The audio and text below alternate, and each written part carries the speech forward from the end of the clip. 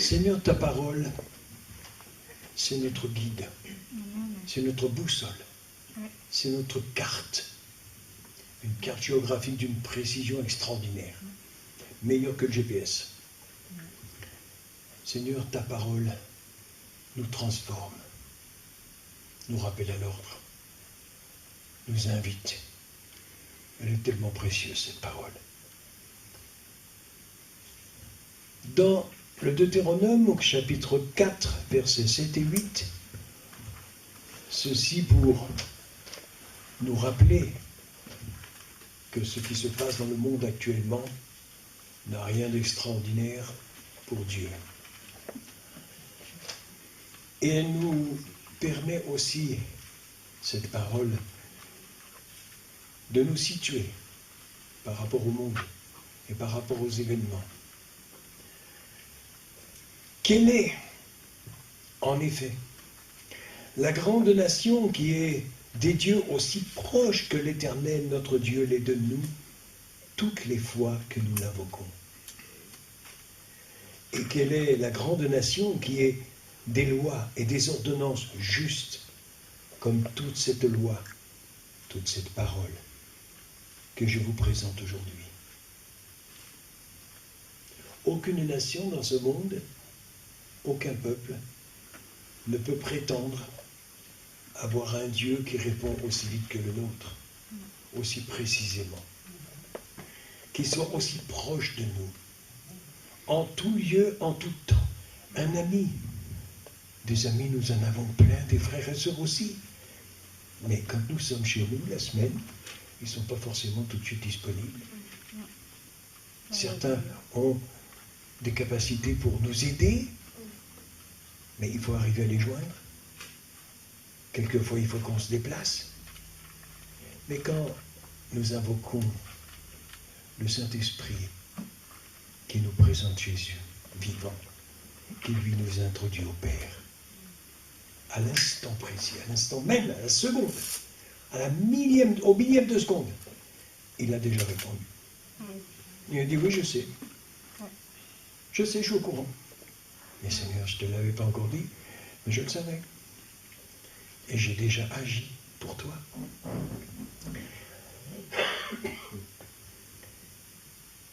Alors Jésus nous dit aussi des choses qui quelquefois nous bouleversent un peu. Alors ce verset, Jean 12, 26, je l'ai déjà cité mercredi dernier, mercredi soir. Alors, ceux qui étaient présents s'en souviennent. Et je pense que dans leur vie, il a déjà commencé à bouleverser quelque chose. Jésus dit, si quelqu'un me sert, qu'il me suive. Et là où je suis, là aussi sera mon serviteur. Si quelqu'un me sert, le Père l'honorera. Alors c'est vrai que je me suis posé la question la première fois que je l'ai lu. Est-il donc possible de servir Dieu sans le suivre? Parce que si Jésus introduit ces deux notions, si quelqu'un me sert, qu'il me suive, ça veut dire que pour lui, il a détecté que certains de ses serviteurs le suivaient un peu de loin, à l'occasion. Seulement le dimanche, quelquefois. Une fois la semaine aussi. Mais Jésus veut beaucoup plus, il veut tout. Il a donné tout, il exige tout de nous, à tout instant et en tout lieu. Et comme dit l'apôtre Paul, il dit très justement, en toute occasion, favorable ou non. Là, ça coince un peu quelquefois, parce qu'il y a des certaines situations, hein, c'est pas évident. Mais si Jésus l'a dit, c'est que c'est possible. C'est tout à fait possible. Dans le chapitre 15, versets 7 et 8, « Si vous demeurez en moi, et que mes paroles demeurent en vous, » un bel échange, magnifique. Comme, je le rappelle encore, le coup de l'éponge dans un seau d'eau, l'eau est dans l'éponge et l'éponge est dans l'eau. Mais si nous avons un cœur de pierre, la pierre est dans le seau, elle est dans l'eau, mais l'eau n'est pas dans la pierre. Merci Seigneur pour les images que tu donnes. Elles sont très édifiantes et elles sont gravées. Et gravées là aussi. On ne peut plus les oublier. Quand le Saint-Esprit nous grave quelque chose, une référence, Jean 12, 26 ou d'autres, elles sont gravées en profondeur. Et elles réapparaissent quand il le faut. Le Saint-Esprit sait les remettre en vue. Il sait effacer tous les événements de la journée, toutes les difficultés, les maladies, les problèmes, et mettre devant nos yeux le texte en lettres d'or. Souviens-toi. Et mets en pratique. Si donc vous demeurez en moi, et mes paroles demeurent en vous, il aurait pu s'arrêter là. Hein. Non, il va plus loin encore. Il va beaucoup plus loin. Demandez ce que vous voudrez, et cela vous sera accordé. Vous avez déjà essayé? Vous avez déjà essayé de demander, Seigneur, j'aimerais ce que je fais. Je te présente ma requête, et que dans l'instant suivant, elle arrive. Alors c'est le signe que ces paroles sont dans vos cœurs, gravées. Elles y sont. Et si cette parole, Jean 15, 7 et 8, est gravée dans nos cœurs, bonjour les exaucements de prière, hein? Là, ça chauffe, ça bouge. Si vous portez beaucoup de fruits, si vous portez du fruit, c'était déjà pas mal, mais si vous portez beaucoup de fruits, et beaucoup de fruits durables, oh, ça c'est bon. C'est ainsi que mon Père sera glorifié, et que vous serez mes disciples. Nous sommes disciples de Jésus. Nous sommes disciples de Jésus, on remonte le courant là, hein. On est disciples de Jésus pour glorifier le Père parce que nous portons du fruit. Et nous portons du fruit parce que ses paroles sont en nous et qu'il est en nous et nous en lui. Voilà des paroles profondes et magnifiques. Mais Jésus insiste un petit peu sur des petits détails importants aussi. On peut dire qu'on a pris une bonne décision. On s'est lancé. On a dit, Seigneur, je vais te servir. Je viens, j'arrive. Non seulement je vais te servir, mais je vais te suivre. Et tous les jours, tu sais, oui. Mais attention, le Seigneur, il dit, hé, c'est pas vous qui m'avez choisi. C'est moi qui vous ai choisi. Jean 15, 16 et 17. On fait des recoupements avec les parallèles, comme on dit. Et ces recoupements sont merveilleusement bien calculés, parce que le Seigneur, il sait à qui il parle. Hein? Ce n'est pas vous qui m'avez choisi. Et non. Et non, Roland, c'est pas toi qui l'as choisi, c'est lui qui t'avait mis la main dessus. Eric, c'est lui qui t'a choisi. Victor, c'est lui qui t'a choisi. Ouais, il nous a choisis, élus. Et quand l'a-t-il fait? Vous vous en souvenez quand il l'a fait? Non, je vous dis pas le jour de votre conversion, hein? Bien avant. Avant même que la terre existe. Avant même la fondation des océans, des poissons, des insectes et tout le reste. Avant tout ça, il avait déjà prévu son coup et il nous connaissait déjà. Bien longtemps avant notre naissance. Hein. Bien longtemps avant que notre maman nous porte. Et il nous avait élus et choisis. Et aujourd'hui, il nous a établis, assis. Voilà deux termes que j'aime beaucoup dans les Écritures, et je les ai approfondis déjà plusieurs fois, et encore ces jours-ci. Assis. On est bien assis, on est confortable. Parce qu'on est assis, on est en sécurité. On se sent bien. On se repose. Quand on est assis en Christ, où est-ce qu'il est?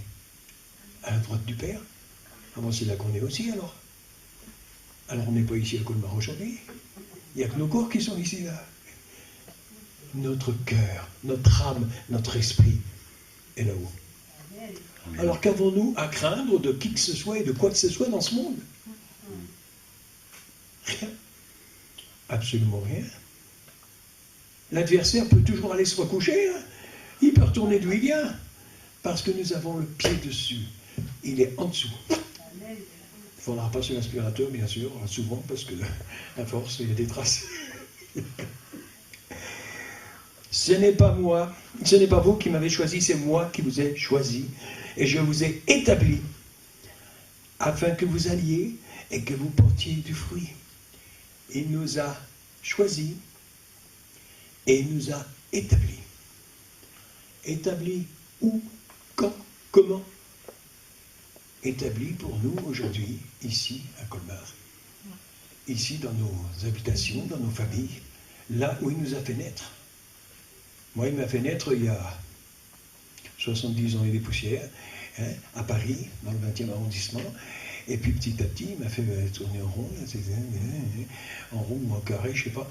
Mais enfin, il nous a fait bien évoluer pour me faire grandir en plus, m'apprendre plein de choses. Et il m'a fait atterrir ici, aujourd'hui, à Colmar. Mais c'est lui qui l'a fait, c'est pas moi. Je n'ai pas choisi. Bon, si j'avais eu à choisir, si je vous avais connu, j'aurais choisi de venir. Parce que je vous aime tellement. Mais si je ne vous avais pas connu, peut-être que j'aurais dit, tiens, je vais peut-être aller ailleurs. Mais le Seigneur a dit non. C'est là que je te veux. Parce que c'est là que j'ai besoin de toi. Pour plein de choses différentes. Pas seulement être devant avec un micro, mais aussi être derrière quelquefois pour autre chose. Ou la semaine pour faire un peu de ménage aussi, ou n'importe quoi. Ou même chez moi, pour intercéder, pour prier.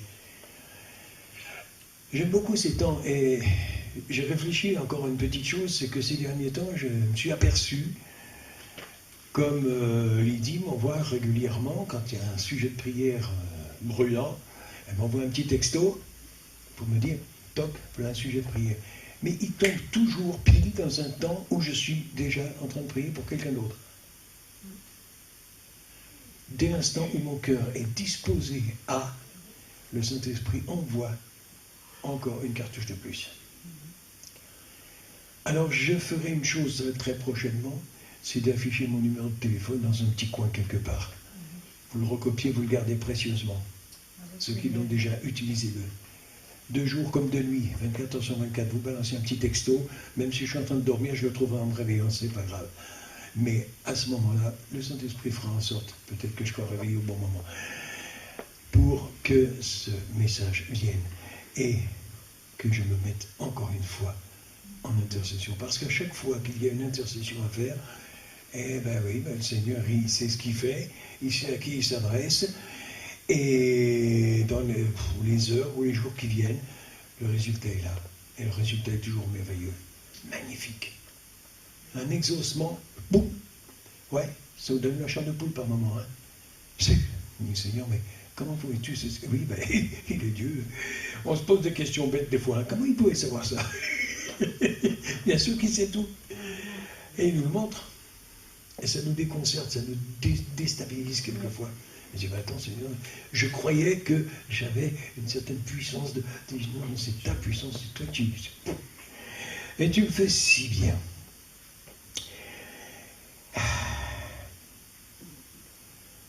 Que vous portiez du fruit. Et que votre fruit demeure. Important. Que votre fruit demeure. Les fruits et les légumes, n'est-ce pas, les agriculteurs, ça vient, mais il faut en refaire, hein, parce qu'il ne reste pas. Hein, on les consomme. Hein. Hein, mais ces fruits-là, ils restent et ils demeurent. Nous sommes les fruits.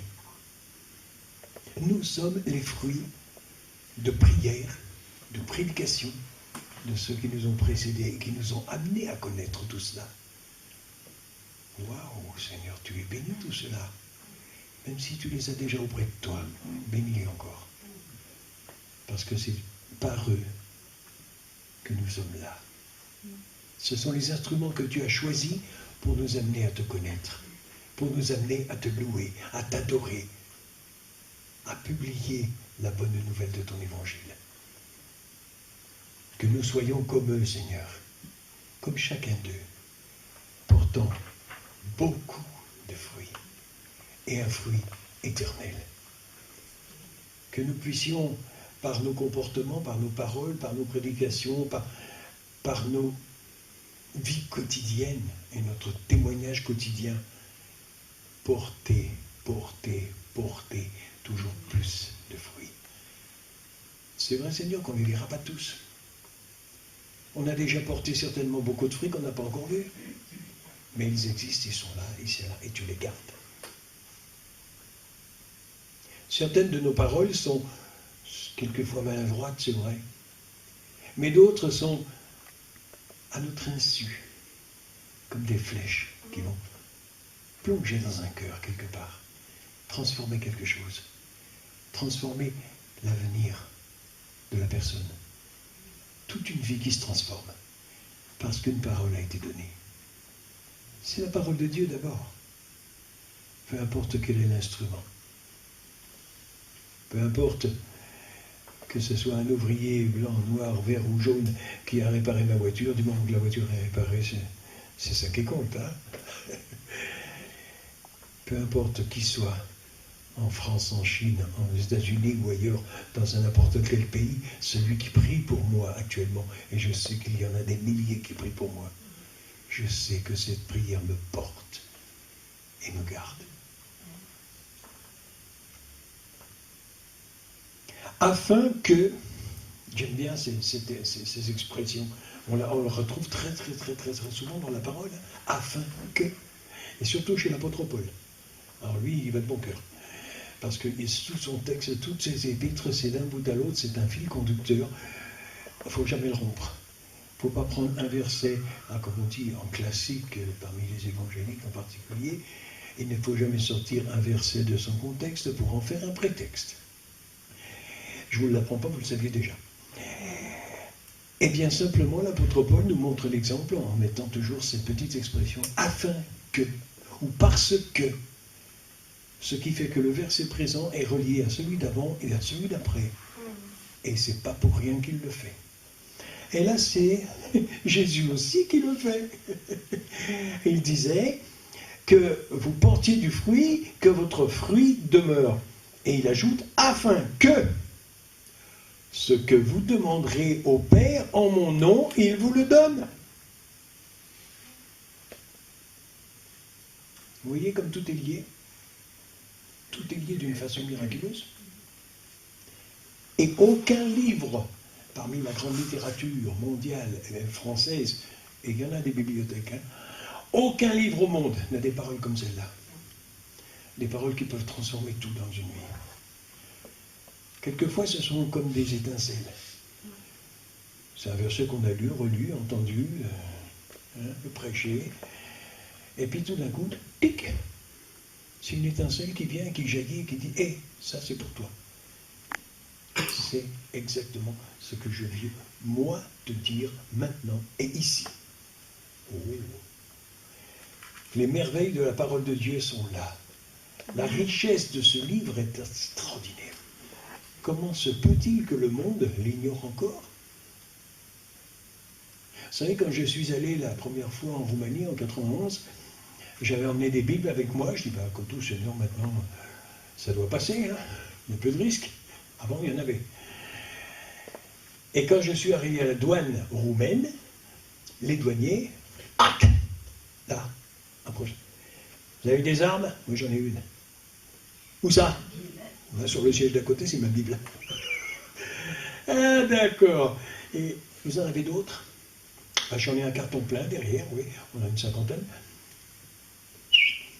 Et là, tous les copains douaniers, et tous les copains douaniers sont partis avec une Bible. Et je dis, qu'est-ce qui vous a donné autant d'appétit, là, comme ça? Il a dit, écoutez, ça fait des années et des années qu'on nous bloque dans la tête que ce livre, il faut l'éviter comme une dynamite, c'est une mine, c'est une horreur, il faut s'en éloigner, et on veut savoir ce qu'il y a dedans, parce que ça devait être vachement important. Et tous ces douaniers-là, aujourd'hui, ils sont dans l'église. Hein. Ils sont tous dedans. Douaniers, policiers, médecins et tout. Ils sont tous rappliqués dans l'église tout de suite. Bon, ce qui fait que quand je suis arrivé là-bas, je me suis frotté à une première église que j'ai rencontrée avec 4000 membres. Mais il y en avait 4000 le matin, 4000 l'après-midi, parce qu'il n'y avait pas assez de place pour tout le monde. Et 3 ans après, je me suis renseigné, il y en avait 7 dans la même ville et du même nombre. J'ai dit, attends, Seigneur, c'était 49 000 personnes dans le... Oh, où tu veux les chercher? D'où ils viennent? Mais ils étaient dans les sous-sols, ils étaient dans les granges, ils étaient un peu partout, dans les champs, ils étaient partout dans les coins. Personne ne les voyait parce qu'ils ne voulaient pas trop se montrer, ils avaient peur un peu des retombées, et il y en avait. Et puis tout d'un coup, ils sont tous sortis. Alors quand j'ai un frère à Mulhouse qui m'a dit, écoute, quand est-ce que tu repars la prochaine fois? Je viens avec toi, j'amène du matériel, j'ai des finances, j'ai tout ce qu'il faut, on va évangéliser ces gens là-bas. J'ai dit, tu peux te rasseoir. Il me dit, pourquoi? Tu veux pas le faire? Je dis, c'est pas la peine, c'est déjà fait. Je dis, tu vas arriver là-bas, toi tu vas en apprendre plus que tu en auras à redonner. Moi j'ai été là-bas 40 fois dans ce pays, j'ai reçu beaucoup plus que ce que j'ai pu apporter. Je serais venu même avec une patrouille de 50 camions dans 38 tonnes, j'aurais pas réussi à faire autant. C'est dingue.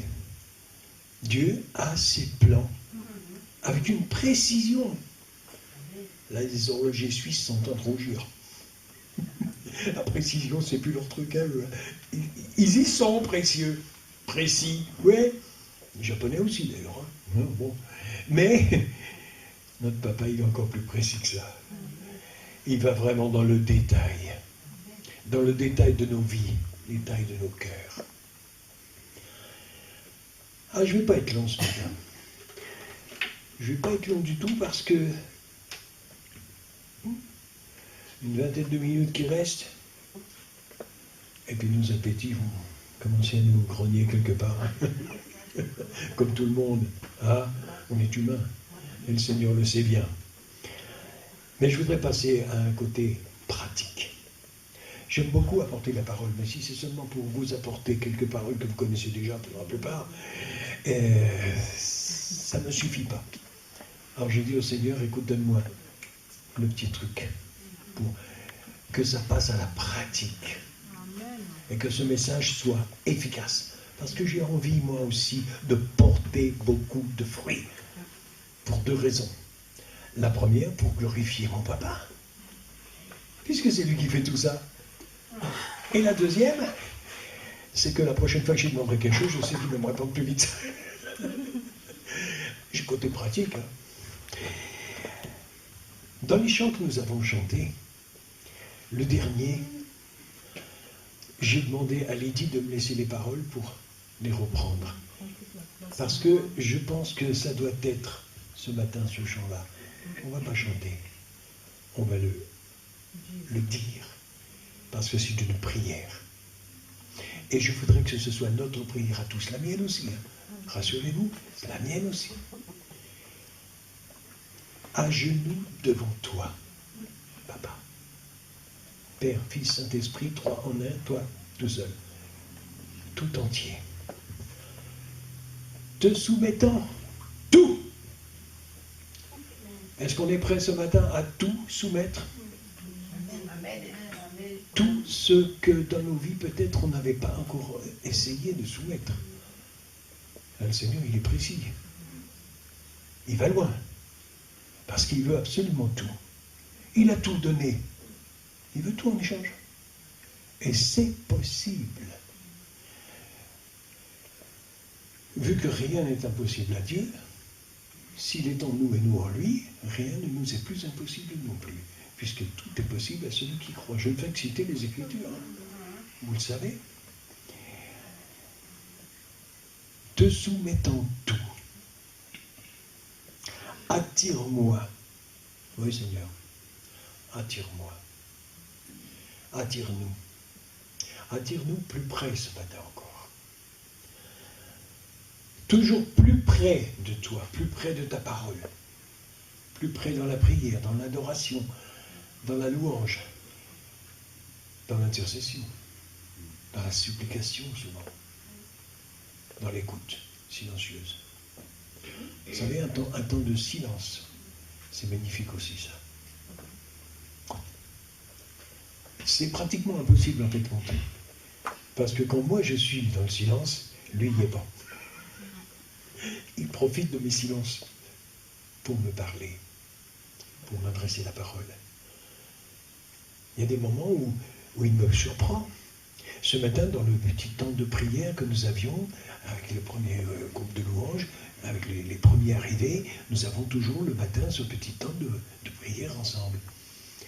Et à ce moment-là, pendant que nous prions, le Seigneur, il a chassé toute l'image devant moi, il en avait eu une autre photo. Deux personnes qui ont travaillé avec nous dans cette assemblée il y a quelques années. Des personnes qui, depuis ce temps-là, depuis 7 ou 8 ans, je ne sais pas, non, pas tant que ça, 4-5 ans à peu près, c'est la 5e année que je suis là, donc c'est pas si loin. Je ne les vois plus, je ne les entends plus, je ne sais pas de ce qu'ils sont devenus. Dieu les conduit, il les a mis dans d'autres lieux et dans d'autres temps, avec d'autres fonctions, je ne sais pas. Mais à ce moment-là, j'avais ces deux visages devant moi, et attends Seigneur, mais pourquoi tu me les montres?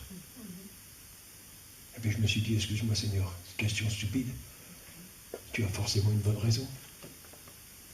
Alors tu les bénis là où ils sont maintenant. Peut-être avait-il aujourd'hui, justement, ce matin, une épreuve à supporter, une douleur, quelque chose d'important. Et ils ont reçu une réponse. Peut-être avait-il simplement un moment d'indécision, un moment de choix à faire pour se redéplacer encore une fois. Moi, ça m'est arrivé souvent d'ailleurs. Je sais ce que c'est. Et le Seigneur, il dit, maintenant tu quittes ce lieu, tu vas dans un autre. J'ai besoin de toi ici. Tu oublies là-bas ce qui se passe. C'est plus ton affaire. C'est plus ton problème. Tu quittes ce tiroir, tu le refermes, tu perds la clé. Tu vas dans celui-là. C'est là que j'ai besoin de toi. C'est là que je veux t'utiliser. Ok. C'est pas facile à faire. Hein. Pas facile du tout. Et pourtant, le Seigneur, il le fait. Et il le fait très bien. Et plus on obéit, et qu'on obéit promptement, et plus les effets sont magnifiques. Et plus on se dit, mais Seigneur, comme d'habitude, tu avais raison. Je ne peux que me plier à ce que tu me demandes, même si ça me dérange. Sur le coup, ça dérange. Ben, sur le coup, ça dérange, on était tellement bien là. Il se passait tellement de choses. J'ai besoin de toi. Nous avons besoin de lui. J'ai besoin de toi. Mais là, il y a des paroles dans certains chants, surtout dans celui-là, qui sont un peu à double sens. Moi, je les vois comme dans un miroir, je les vois en double. Je dis, Seigneur, je veux être plus près de toi. J'ai besoin de toi, tant besoin de toi. Et je me dis qu'après tout, ça pourrait être aussi le Seigneur qui me dit, je veux être encore plus près de toi, dans ton quotidien. Je veux être plus près de toi dans ta vie. Plus près encore. Toujours plus près. Tellement près que tous ceux qui sont autour de toi vont le voir. Ils diront, oh, toi, t'es chrétien. Toi, t'as Jésus dans toi. Ou tu as quelque chose que je ne connais pas, mais je voudrais l'avoir aussi. Il y a une puissance, quelque chose de spécial. Il y a des tas de gens autour de nous qui savent que nous ne sommes pas tout à fait communs. Il dit, je suis là, il n'est pas très clair. Il n'est pas normal. Normal. Selon les normes européennes, non, on n'y est pas. Il est fier de ne pas l'être. Amen. Mais j'ai besoin de toi. Jésus te dit ce matin, j'ai besoin de toi. Amen. Amen. Jésus te dit aujourd'hui, tant besoin de toi. Il ne dit pas seulement j'ai besoin de toi pour une petite, j'ai tellement besoin de toi. Regarde le besoin qu'il y a dans cette assemblée, dans ce lieu, dans cette famille, dans cet endroit, dans ces temps-là, dans la prière, dans l'intercession. J'ai besoin de toi. J'ai besoin absolument. Parce qu'il y a tellement de personnes qui ont besoin de moi et de toi, de ta prière, de ta parole, de ton témoignage en tout lieu, en tout temps, occasion favorable ou non. Dans les choses les plus impossibles et improbables, j'ai besoin de toi. Parce que moi, en toi, je peux faire. tout ce que tu ne crois ne pas être capable de faire. Oh, mais Seigneur, je pourrais jamais faire un truc pareil. Et ne t'affole pas, c'est moi qui vais le faire. Ok, Seigneur, dans ce cas-là, je commence. Et je commence tout de suite. Inonde mon âme. Vous avez déjà vu des vidéos des tsunamis qu'il y a eu en Inde, ou ailleurs en Chine, ou dans d'autres endroits? Vous savez ce que c'est? Une petite vague de 15 mètres là, qui déferle sur une plage, et ensuite sur la ville, et ainsi de suite.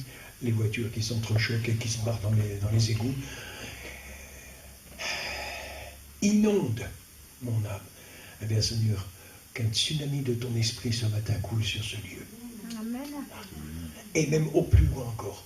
Au plus loin encore. Dans le temps et dans l'espace.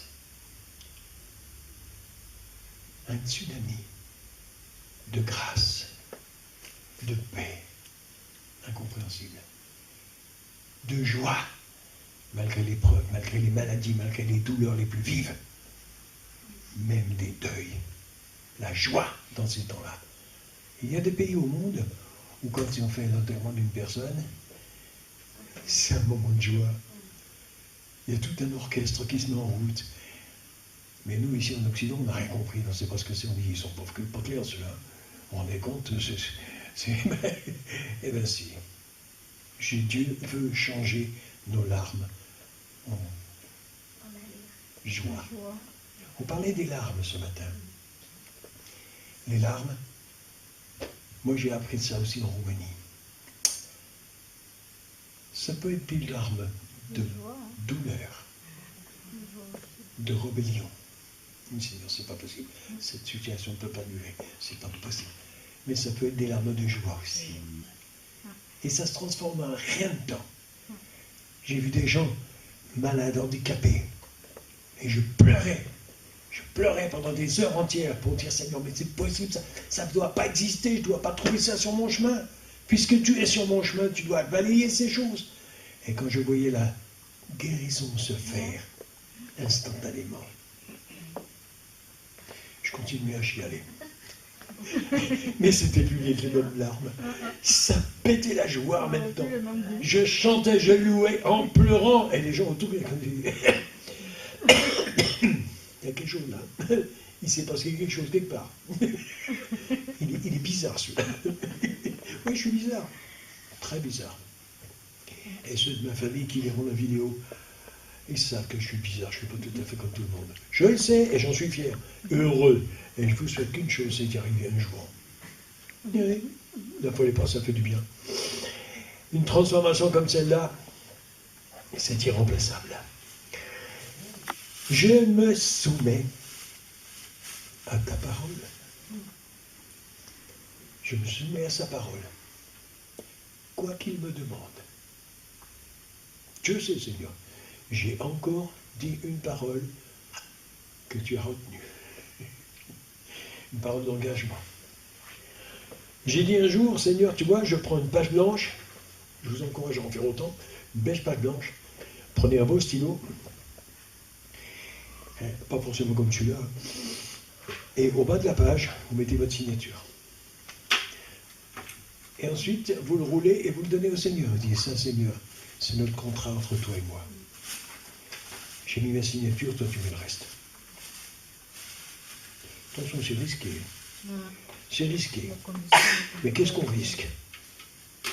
D'être traité d'imbécile par tout le reste du monde. C'est pas grave. Ça ne durera qu'un temps sur la terre. Là-haut, ce sera fini. Qu'est-ce qu'on risque encore? Une guérison? Une transformation? Une amélioration de beaucoup de choses dans nos vies? Des fruits innombrables autour de nous? Des tas de personnes qui sortent de la drogue, de la maladie, de la pornographie, d'une addiction quelle qu'elle soit. Ça, c'est des fruits.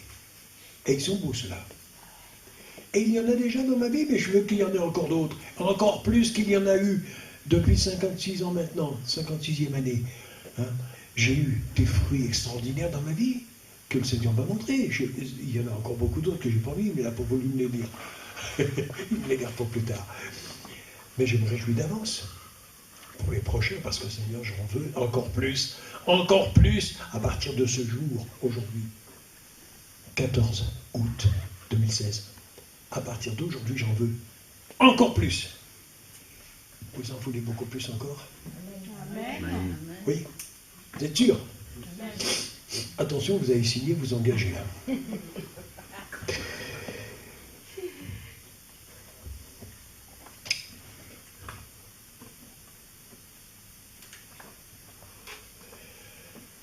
Maintenant,